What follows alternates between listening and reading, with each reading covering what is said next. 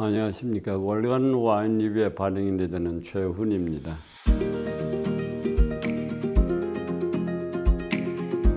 지난번 강론위에서 오늘은 48번째 세계적 명주인 토카이 와인에 관한 이야기를 하도록 하겠습니다.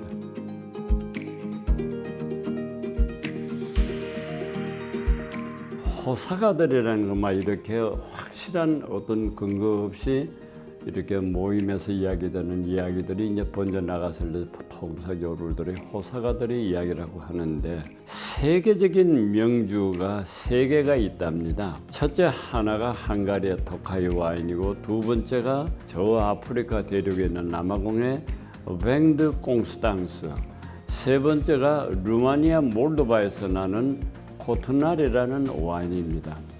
이러한 그 호사가들의 이야기가 사실은 배경은 누가 있냐면 삼총사로 유명한 프랑스의 소설가였던 알렉산더 듀마의 이야기이기도 합니다. 이제 토카이 와인에 관한 진실된 이야기를 사실에 관한 팩트를 하나하나 이야기하도록 하겠습니다. 첫째, 산지는 어디 있느냐? 헝가리 이렇게 국토의 지도를 보시면은 동북 쪽에서 제일 북쪽, 그러니까 동북방 최북단에 이 슬로바키아하고 국경을 이루고 있는 토카이 헤잘리아라는 지역입니다. 그래서 헤잘리아를 떼뿌리고 그냥 통상적으로 우리들은 토카이 지역이라고 이야기하는 걸 참고로 말씀을 드리겠습니다. 근데 이 토카이가 땅이 어떻게 생겼으면 산지가 어떻게 생겼냐? 제가 1997년에 처음 이 토카이를 갔을 때 받은 그 소위 산지의 스케치를 할까? 큰 강이 2개가 있습니다. 하나가 티셔 강입니다. 이 티셔 강은 나중에 제가 전부 다 체크를 해봤더니 엄청나게 큰 이 동부 유럽의 큰 강인데, 나중에 이 강이 남으로 흘러 들어와서 이 어디로 들어오냐면 세르비아의 다뉴브 강하고 합수를 하게 되는 매우 큰 강이기도 합니다.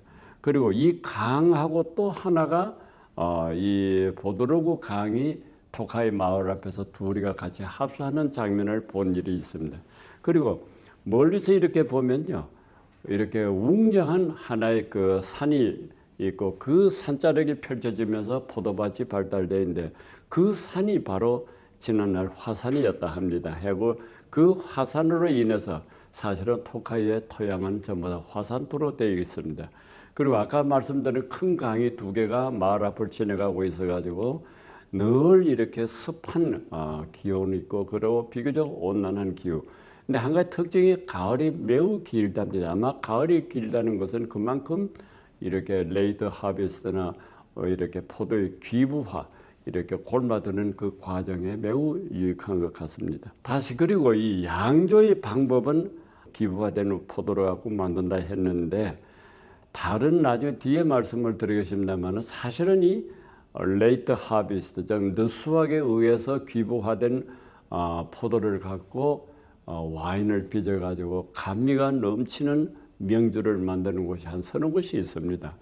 첫째 하나가 지금 여기서 이야기하는 토카이 와인, 두 번째가 지난번에 강론 때 말씀을 드렸던 독일의 라인 강변에 있는 슐로스 요하니스베르크에서 나는 르스왁, 그 다음에 또 하나는 유명한 프랑스 보르도의 소텔른 지역에서 나오는 느스왁 와인입니다. 이 전부가 셋이 다 기부화된 포도를 갖고 와인을 빚는 데는 이의가 없습니다. 그러나 이 헝가리의 토카이 와인은 앞에서 언급한 2군데하고는 약간 틀립니다. 이 사람들은 어떻게 하냐면은 우선은 기부화된 포도 알갱이를 전부 다 갖고 와서 이걸 아주 젠틀하게 부드럽게 이렇게 압착을 시켜서 즙을 만듭니다. 그리고 그 즙을 다른 지금 일반 이렇게 푸르민트 포도종으로 빚은 화이트 와인에다가 섞어서 다시 발효를 시키고 또 숙성을 시키는 과정이기 때문에, 앞서 말씀드렸던 이렇게 슐로스 요하니스베르크나 이쪽에 소텔른 쪽은 100% 기부화된 포도알갱이로만 갖고 빚는 데 대해서 얘는 그냥 스틸 와인, 일반 와인하고 섞어서 빚는다 하는 차이점이 있는 것을 말씀을 드리겠습니다. 그리고 이 토카이 와인을 빚는 데 쓰이는 포도종은 푸르민트입니다. 이 푸르민트 포도종은요, 사실은 와인을 마시는 분들이 그저 헝가리 그러면 화이트 와인에 푸르민트가 있다 이렇게 이해해 주시면 제일 고맙겠어요. 그만큼 토카이 와인을 만드는데 절대적인 포도 품종이기도 합니다. 그러나 이제 요 100% 푸르민트만 쓰지는 않습니다. 하르시에 레벨류라는 포도종하고 머스카트가 이렇게 만들 때마다 보면 조금씩 비율은 틀리지만은 푸르민트는 기본적으로 50%는 유지를 하는 거로 되어 있습니다. 다음 와인에 관한 이 토카이 와인은요, 크게 세 가지가 제가 지금 분류를 할 수가 있어요. 하나는 스틸 와인, 그냥 이렇게 우리가 말하는 일반 와인입니다. 제가 1997년에 이 집에 처음 갔을 때, 참 이 동네 처음 갔을 때, 그때도 이렇게 그냥 스틸 와인, 돈 값도 싸고 해서 이 푸르민트로 빚은 화이트 와인, 그냥 우리가 마시는 일반 테이블 와인인데 하도 인상 깊게 좋은 와인으로 마셨기 때문에 지금도 기억을 하고 있습니다. 이제 두 번째가 여기 나와 있는 레이트 하비스트, 늦수확을 통해서 빚은 와인. 세 번째는 이 토카이 와인 가운데 아수 와인이라고 합니다. 아수 와인. 이 아수 와인은 레이트 하비스트보다 한결 더 당도가 높습니다. 근데 이 이제 아수 와인이라는 것이 뭐냐면은요, 푸토니우스라고 이 헝가리 와인의 그 소위 일종의 등급이랄까요, 이렇게 표시가 되어 있는데 그 푸토니우스 또는 푸트, PUTT를 써서 푸트라고도 이야기합니다. 뭐냐면은 원래 푸토니우스라는 뜻은 이 헝가리의 농부들이 포도밭에서 포도 알갱이를 이렇게 수확을 할 때 덩어리에 쥐고 있는 등찜입니다. 등찜. 막 이렇게 박스같이 생긴 등찜에 울러매고 있는데 그 등찜을 푸토니우스라고 합니다. 그 푸토니우스가 3개 이상일 때부터 이제 아수라는 와인, 그냥 토카이 와인 중에 아수 와인으로 붙습니다. 그래서 푸토니우스가 3개이 제일 미칩니다. 그 다음에 4개 푸토니우스, 5개 푸토니우스, 6개. 최상이 6개 푸토니우스로 있다고 이해하시면 되겠다. 종전에는 7개까지 있었는데 7개 푸토니우스에다 그건 지금 이제 2014년에 아마 개정을 하면서 사라진 것 같습니다. 해서 토카이 와인이라고 하면 감미가 넘치는 아수 와인을 가리킨다 이렇게 이해하시면 되겠습니다. 해서 오늘 여기에 3가지 서로 틀리는 2가지 아수 와인과 하나는 레이트 하비, 늦수확에 의한 당도가 넘치는 와인을 오늘 참고로 갖고 왔습니다. 제 강론 자체가 인문사적인 입지, 그거하고 관련된 이야기들이기 때문에 조금 이야기가 길기도 합니다만은 어떻게 해서 이 아수 토카이 와인이 만들어졌느냐 하는 역사적인 배경입니다. 헝가리아 두 제국이 침략함으로써 토카이 와인의 인프라가 조성이 되고 두 번째는 실제 이 토카이 와인이 탄생하는 계기가 됩니다. 하나는 13세기에 몽골 제국이 이렇게 정복자 수부타이가 6만의 병사로 헝가리를 침공을 해야 합니다. 당시에 헝가리 국왕 벨라 4세는 피신을 해서 지금 크로아티아 쪽으로 피신을 합니다. 그래서 한 1년간 이 몽골의 수부타이 군대가 헝가리의 전 국토를 거의 초토화시켜 버렸습니다. 그때 이 몽골군이 유럽에 진격은 그리고 침입은 엄청난 무서운 그 대상이 되었습니다.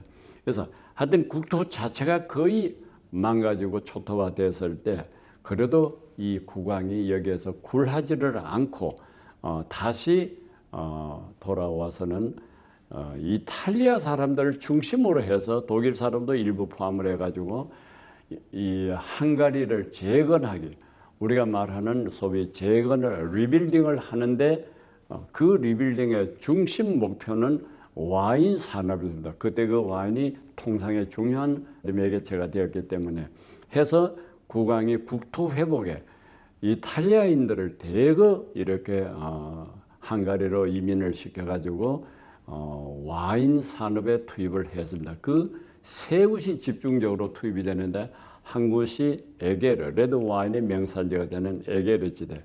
두 번째는 헝가리에 이렇게 대평원을 지나가는 알펠터 세 번째가 토카이 지역입니다. 해서 몽골의 침입이 어느 면에서는 토카이 와인이 배태할 수 있는 인프라가 만들어졌다 이렇게 이야기됩니다. 다음 두 번째 제국은 누구냐면은 오스만 터키 제국입니다. 아마 여러분들 오스만 제국이 이렇게 뭡니까 13세기에 지금 이스탄불의 국토를 정하고 북으로 동북으로 계속해서 국토를 넓히려 할 때 그때 헝가리 뭐 그 위에 오스트리아 모든 나라들이 투르크 오스만 제국의 침입을 받았던데 그 중에서 가장 심한 침입을 받은 것이 바로 헝가리 왕국이었습니다. 막 그저 몇 가지만 이야기해도 모하츠 전투, 에게르 전투, 막 이러한 것들이 사실은요. 이 역시 나라가 이렇게 쑥대밭이 되어버리는 그런 상황이었습니다. 이때 결정적으로 이 토카이 와인이 탄생하는 이야기가 바로 나옵니다. 왜냐하면 이때 1620년에서 1650년 사이로 되어 있습니다. 1620년에서 1650년. 그 30년 기간에 이 토카이 와인의 탄생을 이야기하는데 오스만 제국의 시도 때도 없이 헝가리 쪽을 침입을 해오기 때문에 당시에 이 포도밭을 갖고 있는 토카이의 영주하고 그 다음에 사실은 실질적으로 포도밭을 경영하는 것은 수도원이었습니다. 이 수도원에서 이 농민들에게 포도 수확을 늦추도록 했습니다. 언제 다시 또 이 오스만 제국의 군대가 쳐들어올지 모르니까 그걸 두려워해서 계속해서 늦추고 하다 보니까 11월 달 서리가 내릴 무렵까지 늦추다 보니까 사실상 이제는 포도가 더 쓸모가 없게 되어버렸습니다. 해서 농민들이 이걸 걷어가지고 와인을 담았더니 그렇게 훌륭한 감미가 넘치는 오늘날 우리가 이야기하는 토카이 아스 와인이 탄생하게 된 것입니다. 토카이 와인이 어떻게 해서 프랑스나 다음에 러시아 황제들이나 독일의 황제들이 그렇게 즐긴 이렇게 명주가 되었느냐 하는 이야기입니다. 굉장히 간단한 이야기입니다. 하나는 이 토카이 와인이 있는 지대를 다스리고 있었던 영주가 프란시스 라코차라는 분입니다. 프란시스 라코차 2세인데 이 프란시스 라코차가 자기 영지의 아내, 근데 이 영지라는 것도 헝가리 왕국의 일부입니다. 여러 영주들이 모여서 헝가리 왕국이 되었으니까 그 헝가리 영유 왕국 가운데서는 가장 드넓은 영지를 소유했던 것이 지금 말씀드린 프란시스 라코츠 2세입니다. 근데 이분이 오스만 제국이 이제 폐퇴를 하면서 헝가리를 떠나고 난 뒤에 다시 이제 헝가리에 실질적인 이 영향을 미치고 헝가리를 속국화한 나라가 바로 오스트리아입니다. 그러니까 뭐 우리 속담에 말 호랑이가 삐끼고 나면 여우가 왕노릇을 한다는 것처럼 그 분탕지기던 오스만 투르크가 빠지고 난 뒤에 새로이 비엔나의 합스부르크의 오스트리아가 헝가리 소비 전역을 지배하기 시작했습니다. 이것을 견디지 못하고 독립을 하기 위해서 저항을 했던 분이 바로 조금 전에 말씀드린 라코츠 영주였습니다. 그래서 무려 7년간 이쪽에 비엔나의 합스부르크 가문하고 끈질긴 저항, 우리가 이야기하면 독립이죠. 완벽한 독립을 유지하기 위한 투쟁을 했었습니다. 하서나 여력이 힘이 결국에는 딸리고 더 이상 저항군을 유지할 수가 없어서 결국에는 1차적으로 프랑스로 망명을 합니다. 그래서 그때 왕이 루이 14세입니다. 그 다음에 거기서 한 1년 머물렀다가 다시 자기 나라를 그냥 시도 때도 없이 침략했던 이쪽에 터키의 술탄 황제가 다시 초청을 함으로써 글로 또 가서 이제 두 번째 망명처를 구하게 되는데 이 라코츠가 루이 14세가 자기를 지원해준, 즉 저항 운동을 할 때 지원해준 데 대한 고마운 뜻으로 자기 영지에 있는 이 토카이 와인을 상당한 양을 벨사이유 궁으로 보낸 거로 되어 있습니다. 이 궁에서 그러면 그때 루이 14세는 왜 라코츠를 지원해 주냐면 오스트리아가 남하하는 세력을 막고 있는 라코츠를 지원해 줌으로써 그 남하를 막기 위한 전략적인 계책이었습니다. 해서 라코츠가 이렇게 망명을 하고 난 뒤에 라코츠가 보내온 이 토카이 와인을 벨사이유 궁에서 즐겨 마시기 시작을 한 거로 되어 있습니다. 그리고 아시다시피 루이 14세 다음의 왕이 루이 15세입니다. 이 루이 15세는 숱한 와인의 이야기를 남긴 사람이죠. 특히 정부 마담 드 퐁파두르하고 같이 마주 술을 들면서 했는 유명한 문구가 하나가 있습니다. 무하신 마담 들어보셔요. 이 와인은 군왕들이 마시는 와인이기도 하고 달리 이야기하면은 와인의 군왕이 되기도 한다 하고 유명한 그 문구를 놨습니다. King of the Wine, Wine of the King이라는 불어로 그냥 돼 있어서 제가 영어로 일단 바꿔서 말씀을 드립니다. 그러한 그 명언을 남겼던 것이 토카이 와인입니다. 그리고 두 번째는 러시아 황제들이 엄청나게 이 와인을 즐긴 거로 되어 있습니다. 러시아 황제 가운데 세 분의 이름이 나오는데 한 분이 피타 대제입니다. 피타 대제. 이 피타 대제는 소비 러시아를 서구화하는데 아주 형력한 공을 세서 러시아를 서구 열강의 일원으로 이렇게 끌어올렸던 당사자입니다. 이분이 토카이 와인을 워낙 좋아해가지고 아예고만 토카이 와인의 포도밭을 러시아가 사들이려고 했다 하는 일화가 있을 정도로 즐겼던 것 같습니다. 두 번째, 자기의 그 피터 대제의 진려 안누 여황제가 또 역시 토카이 와인을 즐겨가지고 아예 토카이 와인을 이래 구매 수납하는 그 관청을 하나 만들어 가지고 저쪽에 토카이 현지에도 두었다 하는 이야기고 이제 마지막으로 그레이트 이렇게 대제가 붙는 거죠. 캐서린 대제가 여왕이 또 이 뭐라 합니까? 토카이 와인을 즐겨 가지고 이 와인을 가을에 저쪽에 토카이에서 모스크바까지 그리고 산테부르크까지 갖고 오는 그 수송을 유명한 코사크 기병대한테 맡겼다 할 정도로 엄청난 신경을 써서 이 와인을 운송한 거로 되어 있습니다.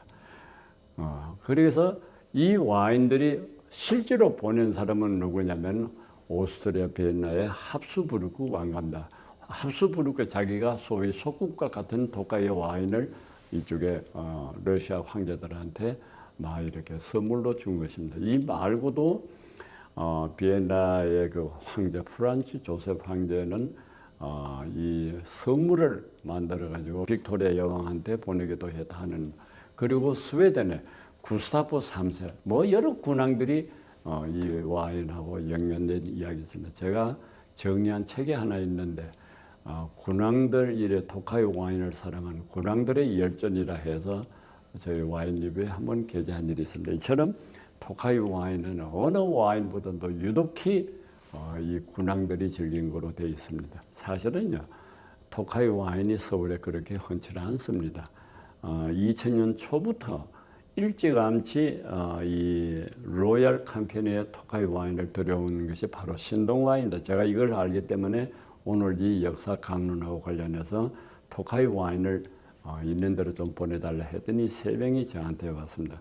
하나가 이 아수가 5개 푸토니우스. 아까 제가 푸토니우스가 많을수록 높이 올라갈수록 좋은 수입니다. 근데 이걸 우리는 여기서 이 집에서 보니까 로얄 토카이 블루 라벨로 이야기가 돼 있어. 블루 라벨. 다음에 두 번째가 이 아수 6개짜리입니다. 아수 6개. 마우에 보면 최상한입니다. 제일 가장 좋은 상위급인데 이건 이 토카이마입니까? 아수 골드 라벨로 되어 있습니다. 그래서 이 두 개의 와인이 아수 와인입니다. 다시 말하면 푸토니우스가 명시가 되어 있는 와인이고 이쪽에 한 병은 레이트 하비스트 와인이라 해서 느수박 그냥 통상적인 느수박 와인입니다. 우리가 보통 르스박 와인을 귀부화된 포도를 갖고 아까 전에 빚었다고 이야기를 하고 얘도 물론 르스박 하게 되면은 기부화가 진행됩니다. 그러나 당도는 이 친구들보다는 떨어집니다. 그래서 그냥 통상적으로 다른 이렇게 와인 산지에서 내는 레이트 하비스트 와인이라고 이야기했습니다. 이 레이트 하비스트는 주로 푸른 민트를 갖고 빚습니다. 오케이. 이렇게 해서 오늘 세 가지 와인이 우리 시장에서 유통되는, 제가 뭐 다 챙겨보지를 못했는데 또 다른 아마 수입사가 갖고 오는지는 잘 모르겠습니다. 저는 일찍이 2000년대 초에 이미 이 아수 와인이 신동에 들어와서 유통시키고 있다는 것을 알고 있었기에 이 와인을 좀 요청을 했습니다. 그리고 이 와인하고 관련해서 여기 보시면 생산자가 로얄 캄파니로 되죠. 로얄 캄파니. 이 로얄 캄파니를 사실 만드는 사람이 누구냐면 영국의 유명한 와인의 석학이기도 하고 비평가인 휴 잔슨입니다. 아마 와인 공부를 하신 분들은 휴 잔슨이라고만 모르는 분이 없을 거예요. 그 휴 잔슨이 현지 자산가들하고 투자를 해서 합작으로 만드는 것이 로얄 와인 캄페인입니다.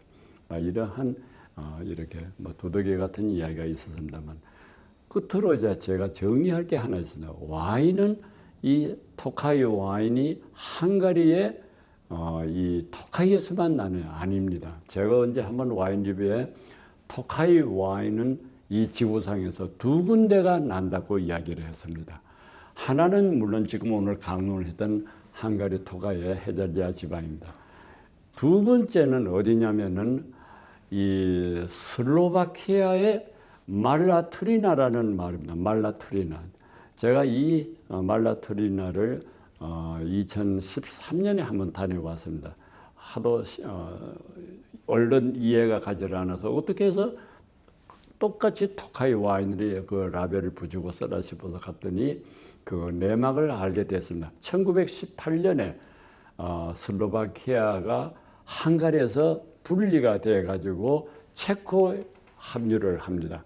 그래서 우리가 흔히 체코슬로바키아 합류할 때 그때 슬라브의 중심에 슬라브 민족들을 중심으로 했기 때문에 이 비록 헝가리 그 영토에 있었지만은 주민들이 대부분이 슬로바키아 슬라브족이었기 때문에 아마 그때 이 국경을 정리를 할 때 1918년에 이 슬로바키아의 헝가리를 이 말라트리나를 떼내버렸습니다. 떼가지고 슬로바키아로 갔기 때문에 지금도 EU에서는 공식적으로 슬로바키아 말라에서 나는 와인도 토카이의 라벨을 붙일 수 있도록 허용이 되어 있습니다. 그래서 이 지구상에 두 군데 토카이 와인이 있다 하는 것을 참고로 말씀드리고, 마지막으로 제가 말씀드릴 것은 수입사는 신동 와인입니다. 제가 서두에서 잠시 말씀드렸습니다만은 2000년 초부터 일찍이 신동 와인이 헝가리의 토카이 와인에 눈여겨보고 일을 들여오고 있다 하는 것을 말씀을 드립니다.